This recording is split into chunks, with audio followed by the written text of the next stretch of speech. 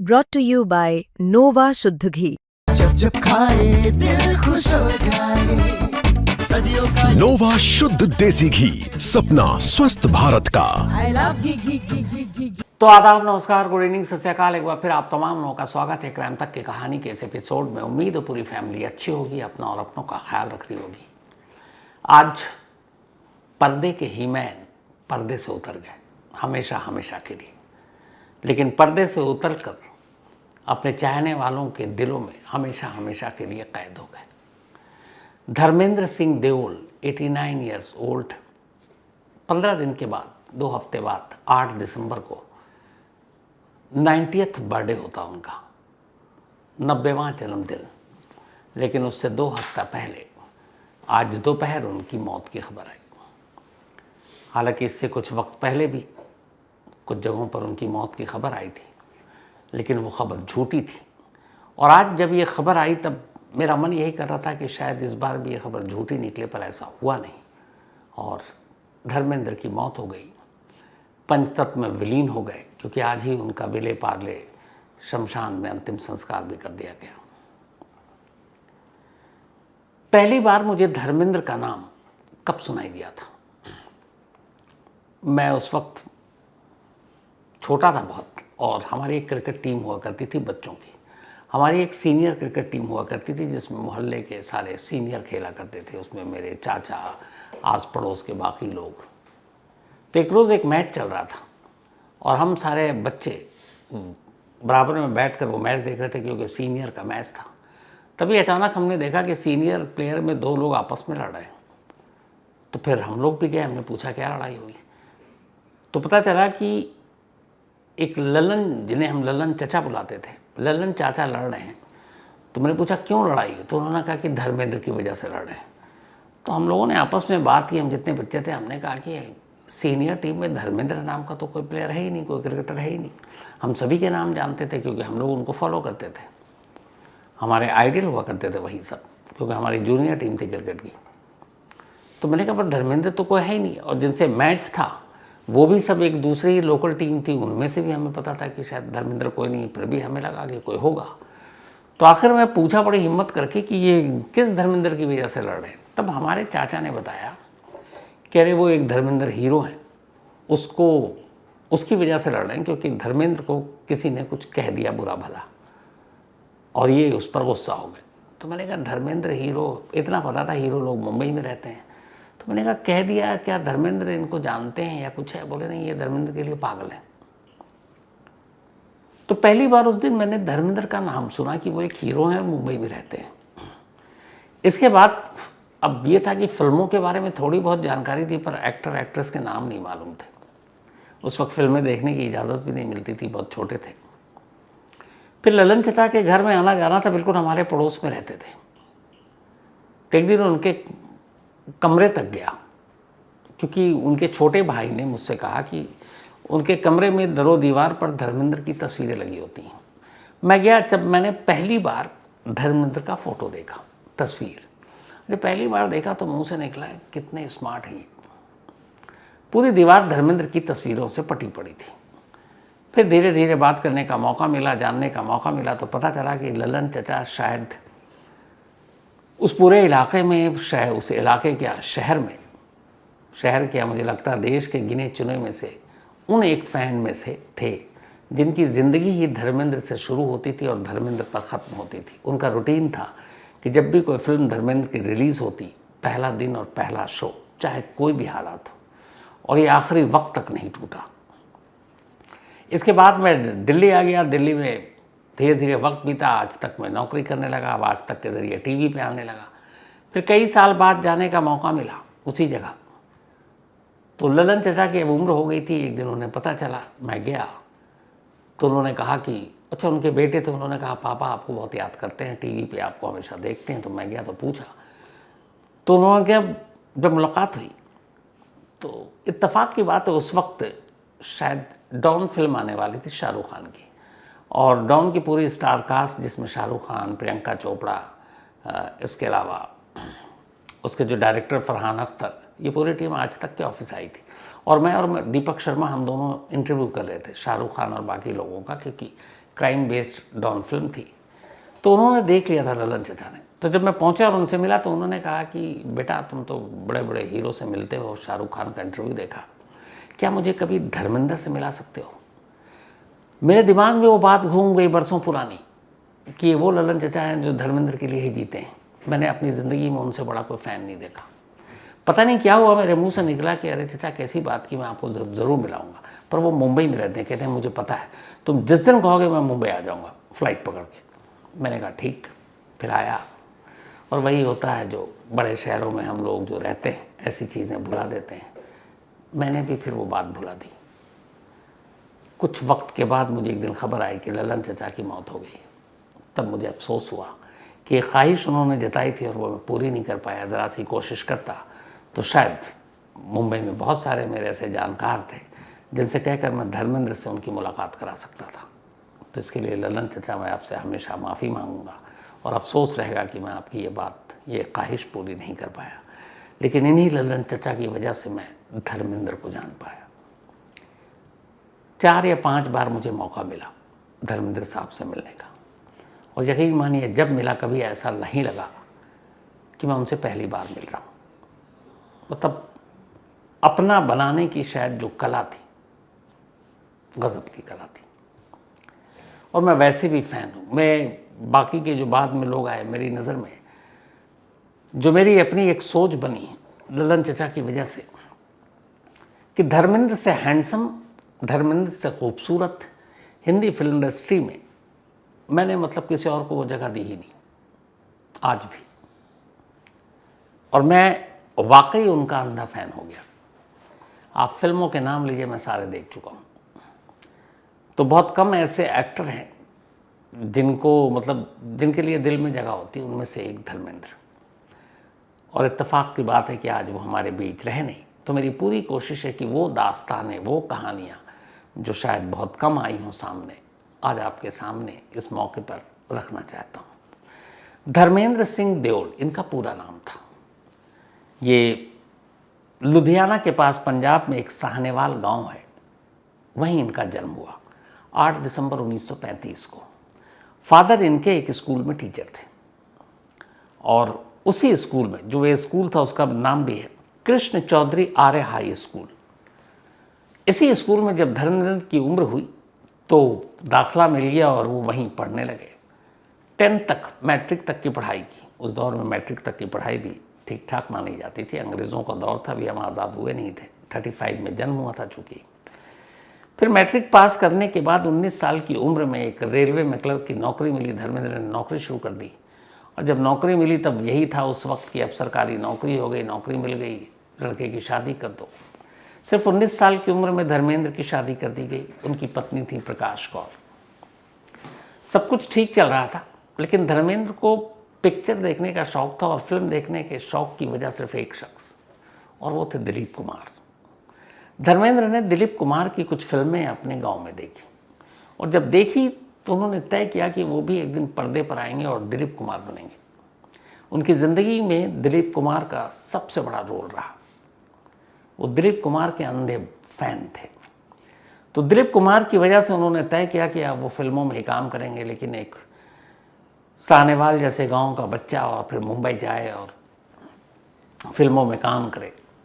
But उन्होंने तय कर लिया, घर वालों को समझाया, पत्नी को गांव छोड़ा, मुंबई पहुंच गए।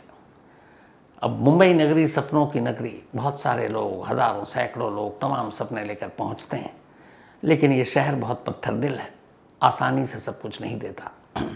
धर्मेंद्र भी जब वहाँ पहुँचे तो स्ट्रगल के दौर शुरू हो गए। अब धर्मेंद्र मुंबई फिल्म इंडस्ट्री के हर स्टूडियो के बाहर, हर प्रोडक्शन हाउस के बाहर डेली रूटीन चक्कर काटते, फिर लौटते, कभी प्लेटफॉर्म पर सोते, कभी कहीं और सो जाते। कोई आसरा नहीं, कोई जानने वाला नहीं। इस दौरान में उन्होंने कुछ छोटे मोटे काम भी किए ताकि पेट पाल सकें और बस गुजारा, लेकिन खुश कि मंजिल तो एक ही है और वो है फिल्म इंडस्ट्री। इस कोशिश में लगे रहे। इत्तेफाक से तभी एक चीज़ शुरू हुई उसी वक्त, नसीब इसी को कहते हैं। फिल्म फेयर ने एक टैलेंट हंट प्रोग्राम शुरू किया, जैसे आजकल आता है इंडियन आइडल और बाकी। तो फिल्म फेयर बहुत ही रेपुटेड मैगजीन है, फिल्म फेयर अवार्ड आज भी हमारा ऑस्कर माना जाता है हिंदी फिल्म इंडस्ट्री के लिए। तो इसी फिल्म फेयर ने एक टैलेंट हंट शुरू किया। उस पर तमाम लोगों ने अप्लाई किया, धर्मेंद्र भी पहुंचे। फिर रिजल्ट आया, धर्मेंद्र जीते नहीं थे वो कॉन्टेस्ट, वो नंबर 2 पे रहे। नंबर 1 पे कौन था ये आज कोई नहीं जानता, लेकिन नंबर 2 पे रहे। फिर ये हुआ था कि जो भी फाइनलिस्ट होंगे उनके साथ उस वक्त के मशहूर एक्टर देवानंद लंच करेंगे। तो अब धर्मेंद्र विनर नहीं थे, नंबर 2 थे, रनर अप थे, लेकिन फिर भी जो ऑर्गेनाइजर थे देवानंद साहब के पास ले गए वहाँ लंच पर। तो और भी कुछ लोग थे, लेकिन देवानंद ने धर्मेंद्र को देखा और उन्हें अचानक लगा कि इस लड़के में कुछ है। चौड़ी छाती, एकदम देसीपन, गोरा चिट्टा, लंबा चौड़ा, गजब का हैंडसम। तो उन्हें लगा कि कुछ है, कुछ बातचीत भी की। धर्मेंद्र को लगा कि चलो कुछ तो हुआ, लेकिन किस्मत साथ नहीं दे रहा था। पर इस एक कंपटीशन के बाद अब जब वो जहाँ जाते हैं तो थोड़ा सा एक बायोडेटा में, एक सीवी में एक वजन आ गया था। इसी दौरान में अर्जुन हिंगुरानी को एक फिल्म बनानी थी और एक एक्टर की तलाश थी, एक नए एक्टर की, और ये फिल्म थी दिल भी तेरा हम भी तेरे। इत्तेफाक से फिल्म फेयर वो टैलेंट हंट वाला भी मामला ताज़ा था और आखिरकार इस फिल्म के लिए ट्रायल हुआ और स्क्रीन टेस्ट में धर्मेंद्र पास कर गए। और ये पहली फिल्म 1960 में धर्मेंद्र को मिली जो रिलीज़ हुई, दिल भी तेरा हम भी तेरा, जिसकी हीरोइन थी कुमकुम। धर्मेंद्र को पहली फिल्म मिली, फिल्म तैयार हुई, फिल्म का प्रीमियर था। इत्तेफाक से वो प्रीमियम के दौरान धर्मेंद्र को जॉन्डिस हो गया और उनका वेट काफ़ी गिर गया। वो बहुत पतले कमज़ोर हो गए। प्रीमियर पे बुलाया गया, वो गए, लेकिन वो डर गए। उन्हें लगा कि अगर लोग उन्हें प्रीमियर पर इस हाल में देखेंगे तो फिल्म तो वैसे ही पिट जाएगी। वो प्रीमियर छोड़कर चले गए।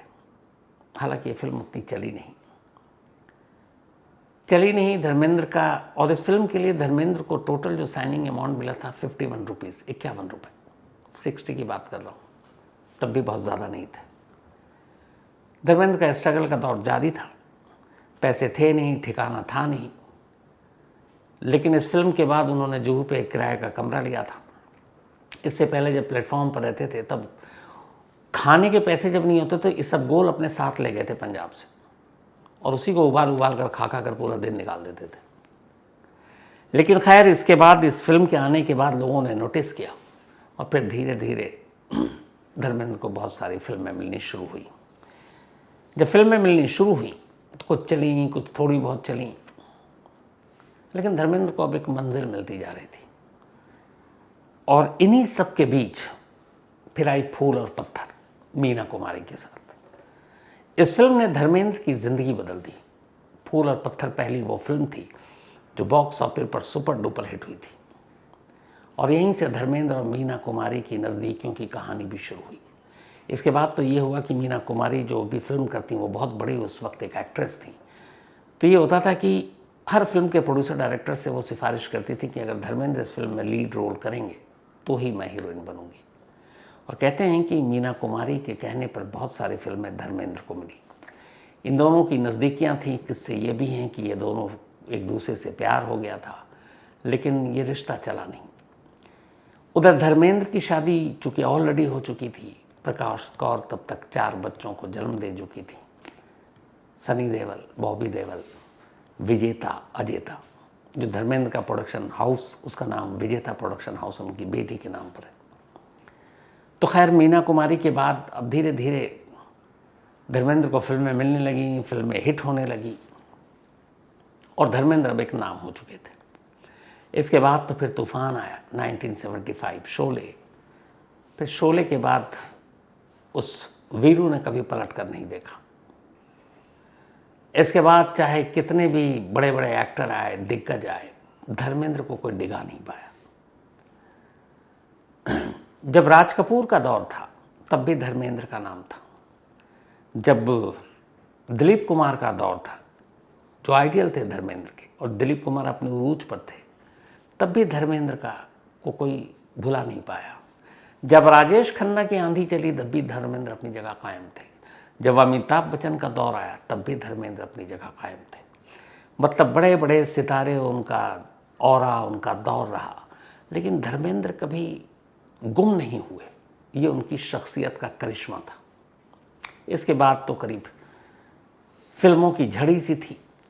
65 साल तक उन्होंने हिंदी फिल्म इंडस्ट्री में काम किया और इन 65 सालों में 300 से ज़्यादा फिल्मों में काम किया।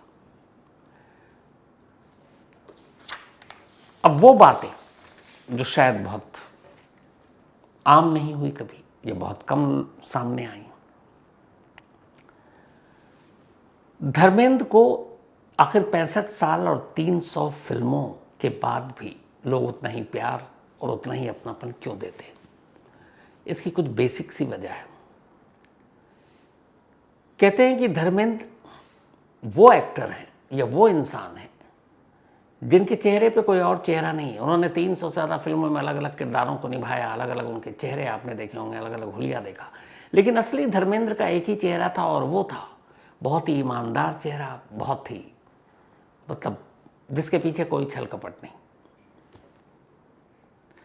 और यही वजह है कि धर्मेंद्र को लोग मानते थे। वो कहते हैं ना कि हर इंसान के कई चेहरे होते हैं, घर का कुछ और, बाहर का कुछ और, दोस्तों के साथ कुछ और, ऑफिस में कुछ और, सेट पर कुछ और, को स्टार के साथ कुछ और। लेकिन धर्मेंद्र का जो फिल्मों में जो भी उनके जो कैरेक्टर होते थे वो सारे उन्होंने प्ले किए, लेकिन उनका सिर्फ एक चेहरा रहा, वही मासूम और वही ईमानदार। और यही ईमानदारी वाला चेहरा उनको अलग बना गया। कहते हैं कि मुंबई फिल्म इंडस्ट्री में धर्मेंद्र से ज़्यादा ईमानदार चेहरे वाला या ईमानदार शख्स जो जैसा अंदर है वैसा ही बाहर है, दूसरा को हुआ ही नहीं। कि मैं नहीं, बड़े बड़े लोग कहते हैं, हर जगह है। तो ये जो धर्मेंद्र की ईमानदारी वाली एक पहचान थी ना, इसने उनको सबसे अलग बनाया। और दूसरा जो इससे भी बड़ी बात है, कहते हैं फिल्म इंडस्ट्री में धर्मेंद्र से ज़्यादा कोई और ऐसा एक्टर पैदा नहीं हुआ अभी तक जिसने लोगों की मदद की हो। आजकल ज़रा सी मदद की सोशल मीडिया और मीडिया पे आप चर्चा सुनते हैं, लेकिन धर्मेंद्र ने न जाने कितनों को हीरो बनाया। पंजाब की पूरी लौट को उन्होंने फिल्म इंडस्ट्री में खपाया और किसी को भी कभी मना नहीं किया। पंजाब से जो पहला एक नामचीन एक्टर आए थे वो दारा सिंह थे, हालांकि वो कुश्ती के अखाड़े से ज़्यादा मशहूर हुए थे। उसके बाद धर्मेंद्र। कहते हैं जब धर्मेंद्र सेट हो गए और वो धर्मेंद्र बन गए एक एक्टर, एक स्टार, तो उन्होंने जो अपना घर खरीदा उस घर में कई चारपाई डलवाई। और उस चारपाई को इसलिए डलवाई थी कि उस दौर में ऐसा होता था कि हरियाणा और पंजाब के लोग सीधे ये कहते थे मुंबई जाना है तो वहाँ कहाँ रुकना है, तो उनकी बात होती कहाँ रुकना, धर्मेंद्र है ना वहाँ। और इस अपनेपन से जो धर्मेंद्र से कभी नहीं मिले, सिर्फ उन्हें पता है सानेहाल गाँव का है, उसका बेटा है, फिल्मों में अब काम करता है, हीरो बन गया है, तो हमारा क्या है वहाँ, जब उसका घर है तो हम कहीं और क्यों रुकें। और ये बरसों रहा जब धर्मेंद्र के घर में चारपाइयाँ पड़ी होती थी, लोग जाते थे हरियाणा पंजाब से और दरवाज़ा हमेशा खुला होता था। बताया गया था कि उन लोगों में से किसी को कोई मना नहीं करेगा, और वो आते थे और रहते थे, जो काम होता था करते थे, खाते पीते थे, लंगर टाइप चलता था और चले जाते थे। ये किससे हर जगह है। और जिनको कि मुझे एक्टर बनना है, जितनी मदद हो सकती थी। अभी राज बब्बर ने एक इंटरव्यू में कहा था कि एक बार वो जब स्ट्रगल कर रहे थे तब धर्मेंद्र के घर के नीचे खड़े हुए थे और इत्तेफाक से धर्मेंद्र उस वक्त बालकनी में थे, नीचे वो थे, अचानक नज़र पड़ी, इन्होंने नीचे से विश किया तो धर्मेंद्र ने पूछा क्या है, तो उन्होंने कहा काम की तलाश में आया हूँ। उन्होंने कहा ऊपर आ। राज बब्बर ऊपर गए, उन्होंने पहले पूछा क्या कुछ खाया वाया, उन्होंने कहा नहीं, उन्होंने खिलाया। फिर उन्होंने कहा क्या करना है, तो उसने कहा मैं तो एक्टिंग करने आया। तो उन्होंने इधर उधर फ़ोन घुमाया, जो भी आश्वासन दिया, लेकिन राज बब्बर का ये कहना था कि उन्हें जो काम मिला वो धर्मेंद्र की वजह से मिला। धर्मेंद्र न जाने कितने ही पंजाब के असल में जो एक्टरों की, कलाकारों की जो बाढ़ आई उन्हीं के बाद आई, इसलिए कि हर शख्स एक उम्मीद लेकर धर्मेंद्र के पास पहुंचता था और धर्मेंद्र ने किसी को नाउम्मीद नहीं किया। तो ये सिलसिला चलता रहा, उनका ऑनेस्टी वाला फेस और उनकी ये मददगार चीज़ें। अब उनका जो रवैया था हिंदी फिल्म से, एक तो पहली बार जब वो फूल और पत्थर फिल्म आई तो उससे पहले उन्होंने सारे रोमांटिक और सब कुछ किया था। वो पहले थे जिनको एक ही मैन, एक एक्शन हीरो के तौर पर जो पहचाना गया, वो उनकी चौथी मतलब चौड़ा सीना है, गुड लुकिंग, लंबे चौड़े, पंजाब से पहुंचे हुए, पंजाब दा मुंडा। तो ही मैन का खिताब उनकी इन्हीं फिल्मों से मिला। तब ये नहीं था कि सिर्फ फाइट और एक्शन करने से, नहीं, ही मैन का खिताब ही मिला था असल में कि एक्शन हीरो। लेकिन वो एक्शन हीरो सिर्फ नहीं रहे, कॉमेडी भी किया, रोमांटिक हीरो भी रहे। चुपके चुपके में पहली बार धर्मेंद्र ने दिखाया था कि वो कॉमेडी कैसा कर सकते हैं। अमिताभ बच्चन उस फिल्म में थे।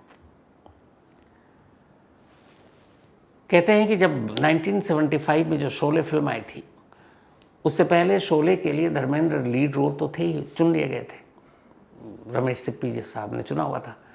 अब एक और चाहिए था, वीरू आ गया था, जय चाहिए था। तो अब जय कौन, कई एक्टर बड़े बड़े उस वक्त के मना कर चुके थे। अमिताभ बच्चन तब तक कोई बहुत बड़ा नाम नहीं थे फिल्म इंडस्ट्री में, उनकी कुछ फिल्में पिट भी चुकी थी। और ये कहते हैं कि शायद अगर ये जंजीर और शोले टाइप की फिल्में नहीं होती तो उस वक्त उनकी पैकिंग की बात भी चल रही थी। तब धर्मेंद्र वो शख्स थे जिन्होंने कहा कि नहीं, शोले का ये कैरेक्टर जय का आप अमिताभ बच्चन को दीजिए, और सलीम खान ने इस पर मोहर लगाई। तो धर्मेंद्र और सलीम खान के कहने पर शोले का ये कालजयी कैरेक्टर अमिताभ बच्चन का जय धर्मेंद्र ने सिफारिश की थी। और इसके बाद धर्मेंद्र और अमिताभ बच्चन की दोस्ती आपको पता है, मशहूर है, वो शोले का गाना, ये दोस्ती हम नहीं तोड़ेंगे। इसके बाद इन्होंने फिल्म बाद में राम बलराम, चुपके चुपके और एक दोस्त फिल्म आई थी बड़ी खामोशी से, उसमें भी काम किया। हालांकि धर्मेंद्र ने कभी भी उनके बारे में ये कहा जाता है जितने ऑनेस्ट फेस, किसी भी को एक्टर का रोल नहीं कटवाया। शोले में भी उन्हें यह था कि कुछ जगह पर अमिताभ बच्चन शायद भारी पड़ रहे हैं, लेकिन धर्मेंद्र ने कभी रमेश सिप्पी या किसी और से, जबकि उस वक्त उनका कद था, कि रोल कटवाया। हालांकि एक जगह एक मैगजीन में मैंने पढ़ा कि राम बलराम में उल्टा हुआ था, तब तक अमिताभ बच्चन एक सुपरस्टार बन चुके थे, और ये हुआ था कि राम बलराम में धर्मेंद्र के कुछ सीन कटवा दिए गए थे। लेकिन धर्मेंद्र ने कभी अमिताभ बच्चन से इसकी शिकायत नहीं की, और ये दोस्ती आखिरी वक्त तक कायम रही, क्योंकि धर्मेंद्र ने कभी किसी से कोई शिकायत की ही नहीं। राज कपूर के साथ उनकी दोस्ती ऐसी थी, और राज कपूर के दोस्ती के अलावा मतलब जो उनको मानते थे उनकी इसी ईमानदारी और मददगार चेहरे की वजह से, कि किस्सा बड़ा मशहूर है कि राज कपूर का अपना जो वैनिटी वैन हुआ करती थी, जिसमें वो शूट पे होते थे, मेकअप आर्टिस्ट सब होता था, बड़ी सख्त हिदायत थी कि राज कपूर के वैनिटी मैन या उनके मेकअप आर्टिस्ट या उनके मेकअप को उनके अलावा कोई और इस्तेमाल नहीं करेगा। सिर्फ उनके अलावा एक और शख्स को इसकी इजाज़त थी, और वो धर्मेंद्र थे। धर्मेंद्र के इश्क के भी बड़े किस्से हुए, बहुत सारी उस वक्त, जैसे मैंने आप बताया, जो भी उनकी को एक्ट्रेस होती थी उनके साथ नाम जुड़ जाता था। हालांकि दुनिया को पता था कि वो शादीशुदा हैं, 4 बच्चों के बाप हैं, लेकिन फिर भी। फिर आता है दौर 1975, जब शोले रिलीज होती है। शोले में वीरू और बसंती की आपको कहानी पता ही।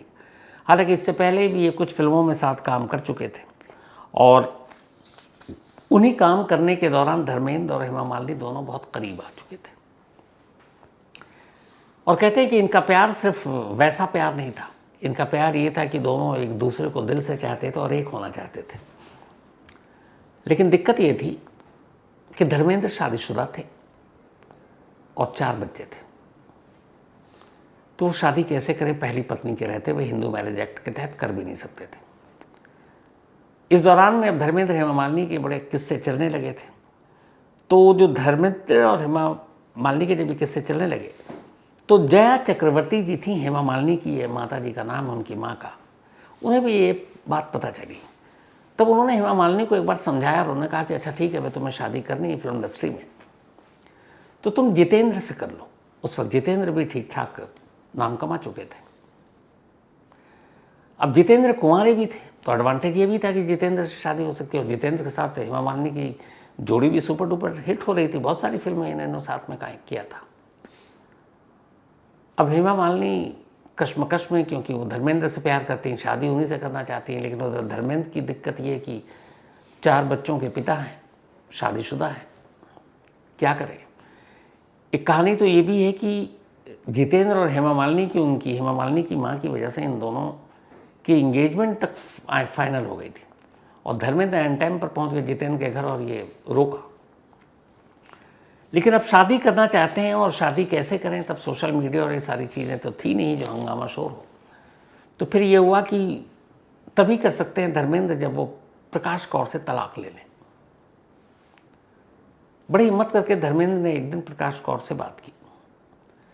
प्रकाश कौर जी ने कहा कि देखो, तुम शादी कर लो, मुझे कोई ऐतराज़ नहीं है, लेकिन मैं तुम्हें तलाक नहीं दूंगी, मैं तुम्हें खुद से अलग नहीं करूंगी। तुम जैसा अब तक हमारे साथ, हमारे बच्चों के साथ हो, वैसे ही रहोगे। बाकी तुम हेमा मालिनी से शादी कर लो, मुझे कोई भी आपत्ति नहीं है। प्रकाश कौर ने अपनी सहमति दे दी, पर सवाल ये कि शादी हो कैसे।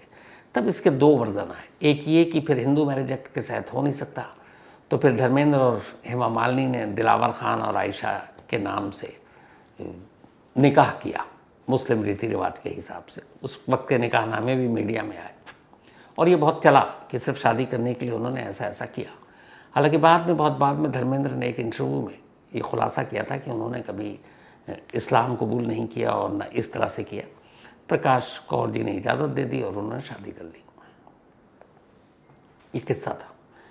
तो खैर, जब उन्होंने इजाज़त दे दी 1980 में, शोले आने के 5 साल के बाद और प्रकाश कौर की सहमति से 1980 में धर्मेंद्र ने हेमा मालिनी से शादी कर ली। अब शादी के बाद लोगों के सामने यह सवाल था कि क्या हेमा मालिनी उस घर में रहेंगी जिस घर में प्रकाश कौर हैं, उनके 4 बच्चे हैं, सनी देओल, बॉबी देओल, इसके अलावा विजेता है, नजेता। तो उस वक्त हेमा मालिनी और धर्मेंद्र में एक और सहमति हुई थी। हेमा मालिनी ने कहा था कि चूंकि आपकी एक पत्नी और 4 बच्चे हैं और मैं नहीं चाहती हूँ कि उस परिवार पर भी कभी कोई आँच आए, तो मैं आपकी उस जिंदगी में, उस घर में कभी कदम नहीं रखूंगी। और हेमा मालिनी ने कभी कदम नहीं रखा। 80 से लेकर आज 45 साल हो गए, उन्होंने अपने इस वादे को पूरा किया। तब हेमा मालिनी अलग और धर्मेंद्र, प्रकाश कौर और उनके बच्चे अलग। फिर बाद में हेमा मालिनी को भी 2 बेटी हुई, धर्मेंद्र इन दोनों को, जिसमें जो ईशा देओल और शायद एक दूसरी 2 बेटियां इनकी, तो कुल 6 बच्चे हुए। लेकिन हेमा मालिनी कभी उस घर में नहीं गई। हालांकि हेमा मालिनी ने अपनी एक बायोग्राफी में जिक्र किया था कि हम दोनों के बीच का एक समझौता था, और उन्होंने कहा मुझे धर्मेंद्र से कोई शिकायत नहीं है, क्योंकि ये हम दोनों के बीच की बात थी। धर्मेंद्र ने हमेशा एक पति और एक पिता, उनकी बेटियों के लिए उन्होंने कहा का पूरा हक निभाया, पूरा फ़र्ज़ निभाया, इसलिए मुझे धर्मेंद्र से कोई शिकायत नहीं है। ज़माना क्या कहता है मुझे नहीं मालूम। धर्मेंद्र की पहली पत्नी प्रकाश कौर से यही बात कभी पूछी गई थी कि आपके रहते हुए आपके पति धर्मेंद्र ने दूसरी शादी की हेमा मालिनी से। उनका एक जवाब था, ये जो जवाब था प्रकाश कौर का, वो ये था कि मुझे धर्मेंद्र से कोई शिकायत नहीं है। हेमा मालिनी हैं ही ऐसी कि किसी भी शख्स का दिल उन पर आ जाए। ये उनकी लाइन थी प्रकाश कौर की। तो धर्मेंद्र की दोनों पत्नियों ने कभी एक दूसरे के खिलाफ, जो आजकल होता है, एक शब्द नहीं बोला ऐसा जो मर्यादा के खिलाफ हो। और इस तरीके से 80 से 45 साल तक लास्ट हेमा मालिनी, उनकी 2 बेटियां, फिर शादी हुई। शादी में सनी देओल और बॉबी देओल, ये लोग भी, कई ऐसी तस्वीरें विजुअल हैं, अब जब आप देखेंगे ये 6 के 6 एक साथ नजर आए। फिर इसी दौरान 1980s का जो दौर था, जब धर्मेंद्र ने विजेता प्रोडक्शन हाउस बनाया, और फिर शादी के बाद की बात है, जस्ट हेमा मालिनी के साथ जब की, और तब तक सनी देओल बड़े हो चुके थे, और उन्होंने लॉन्च किया अपने प्रोडक्शन हाउस विजेता फिल्म से, विजेता प्रोडक्शन हाउस से। और वो फिल्म थी बेताब, जो सुपर डुपर हिट हुई और सनी देओल लॉन्च हुई। इसके बाद उन्होंने अपने दूसरे बेटे बॉबी देओल को लॉन्च किया, फिल्म थी बरसात, वो भी खूब चली। फिर उन्होंने इसी प्रोडक्शन हाउस से अपने भतीजे अभय देओल को भी लॉन्च किया। तो इस तरीके से सारे बच्चों को लॉन्च किया।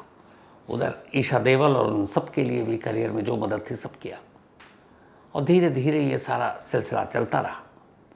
अभी उनकी आखिरी 89 ईयर्स हो गए। 21 से एक फिल्म आने वाली, दिसंबर में रिलीज होनी थी। सोचिए 89 ईयर्स। अभी उसका देखा, आज उनकी मौत की खबर के बाद सोशल मीडिया पे वो सब कुछ चल रहा है। धर्मेंद्र ने अपनी पूरी जिंदगी अपने हिसाब से जी, बहुत जिंदा दिली के साथ जी, बट उनकी जिंदगी में एक कसक, एक अफसोस रह गया। और हाल ही में उनका ये इंटरव्यू मैंने भी सुना। जिस शख्स ने 300 से ज़्यादा फिल्में की, जिस शख्स ने फूल और पत्थर, प्रतिज्ञा और ऐसी न जाने अनगिनत फिल्में जिसको सराहा गया बॉक्स ऑफिस पर क्रिटिक के जरिए, सत्यकाम, चुपके चुपके, प्रतिज्ञा, नया ज़माना, जो कॉमेडी, एक्शन, हर चीज़ में माहिर। पर धर्मेंद्र की कसक ये थी कि उन्हें अपनी इन 300 फिल्मों में और 65 साल के करियर में एक बार भी बेस्ट एक्टर या सपोर्टिंग बेस्ट एक्टर का अवार्ड नहीं मिला। धर्मेंद्र को आज तक उनकी अदाकारी के लिए कोई अवार्ड नहीं दिया गया और अभी कुछ वक्त पहले उन्हें लाइफ टाइम अचीवमेंट अवार्ड दिया गया था।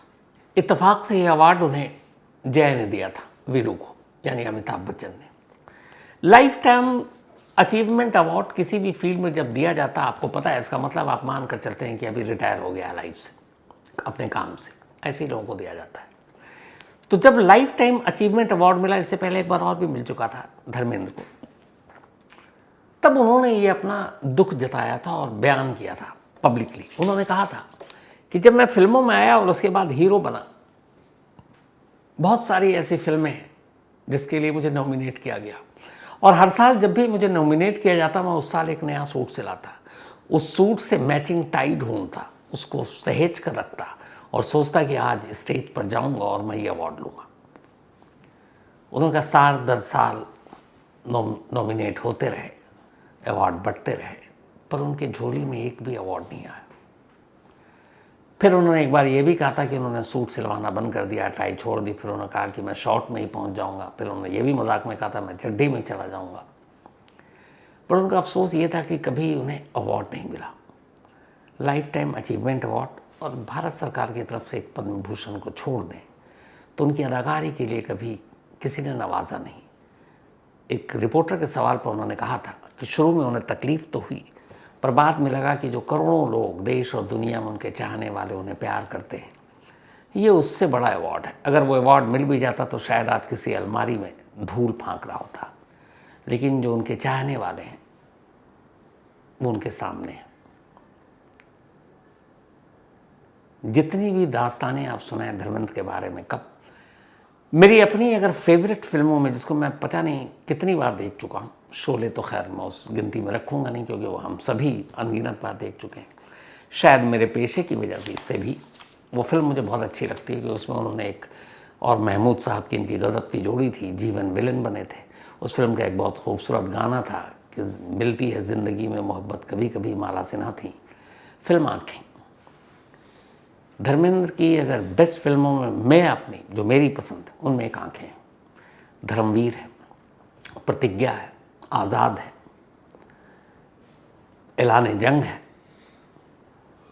इसके अलावा गुलामी है, चुपके चुपके है, फूल और पत्थर है, लंबी लिस्ट है। और सबसे बड़ी बात यह कि मेरी अपनी राय, हो सकता है आप में से बहुत सारे लोगों की अपनी अपनी पसंद हो, मेरी नज़र में हिंदी फिल्म बॉलीवुड में मैंने जो देखा बचपन से आज तक, धर्मेंद्र से ज़्यादा डैशिंग, धर्मेंद्र से ज़्यादा हैंडसम मुझे कोई दूसरा एक्टर अभी तक नहीं दिखा। लव यू धर्मेंद्र जी, मेरे तरफ से और पूरी क्राइम तक फैमिली की तरफ से यही दुआ है कि आप ऊपर जहाँ हो हमेशा अच्छे रहें और ऊपर वाला आपको अच्छे से ख़ास नवाजे और आप हम सब के दिलों में हमेशा ज़िंदा रहेंगे। Thank you so much.